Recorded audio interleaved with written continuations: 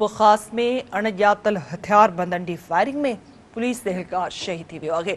गुलशन Haidar phase 1 वारे इलाइक़े में मोटरसाइकिलनि ते सवार 5 हथियार बंदनि फायरिंग करे 30 सालनि जे पुलिस एहलकार ख़ालिद मरी खे क़तल करे छॾियो। इतलाह ते हद जी पुलिस वाक़े वारे हंधि पहुची शहीद एहलकार जो लाश अस्पताल मुंतक़िल कयो।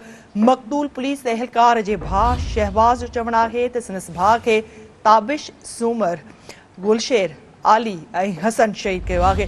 आम ख़बर खां नाज़रीन वाक़िया आगाही ॾियूं पिया। मीरपुर ख़ास में अणॼातल हथियार बंदनि जी फायरिंग में पुलिस एहलकार शहीद थी वियो आहे।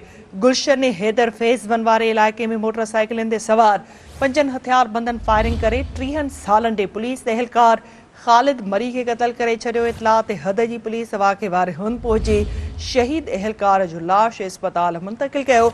मक़तूल पुलिस एहलकार जे भाउ शहबाज़ जो चवणु आहे त संदसि भाउ खे ताबिश सूमर गुलशेर आली ऐं हसन शहीद कयो आहे। मीरपुर ख़ास में अणॼातल हथियार बंदनि जी फायरिंग में पुलिस एहलकार शहीद थी वियो आहे।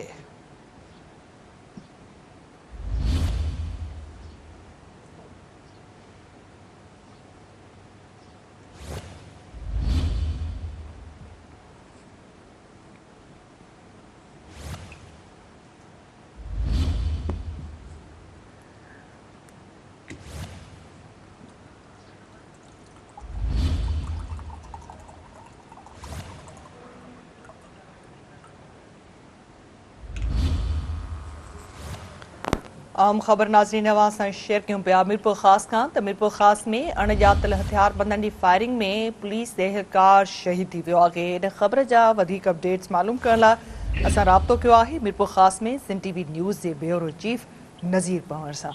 नज़ीर, आगाही ॾिजो, इहो वाक़ियो कीअं थियो आहे? जी बिल्कुल, मीरपुर खास जे टाउन थाने जे हद गुलशन हैदर फेज़ 1 वारे इलाइक़े में मोटरसाइकिल ते सवार 5 हथियार बंदनि 30 सालनि जे नौजवान ख़ालिद मरी खे गोलियूं हणी क़तल करे छॾियो। मक़तूल नौजवान पुलिस एहलकार आहे। हथियार बंदनि नौजवान खे क़तल करण बैदि फरार थी विया। इतला मिलण ते हद जी पुलिस जेको आहे वाक़े वारी जॻह पहुची जेका लाश कढाए सिविल अस्पताल पहुती आहे। वाक़े वारी जाइ ते मौजूदा मक़तूल जो जेको भाउ शहबाज़ ॿुधायो त हू समूरनि जवाबदारनि खे सुञाणनि था, जिन में ताबिश सूमर गुलशेर आली ऐं हसन क़तल कयो आहे। हिन वधीक ॿुधायो त संदसि ज़मीन सां अॻे धुर सां जेको आहे तकरार हलंदड़ हो, लाॻीतो खेस तंग कंदा रहंदा हुआ, ज़मीन जा केस पिण हलंदड़ हुआ। अॼु जवाबदार ख़ालिद खे गोलियूं हणी क़तल कया हुआ। हिन वधीक ॿुधायो त जवाबदार ख़ालिद खे पहिरीं गाॾी जो टकर हयो, बाद में गोलियूं हयूं। जी ठीकु आहे नज़ीर, अपडेट करण लाइ वॾी महिरबानी।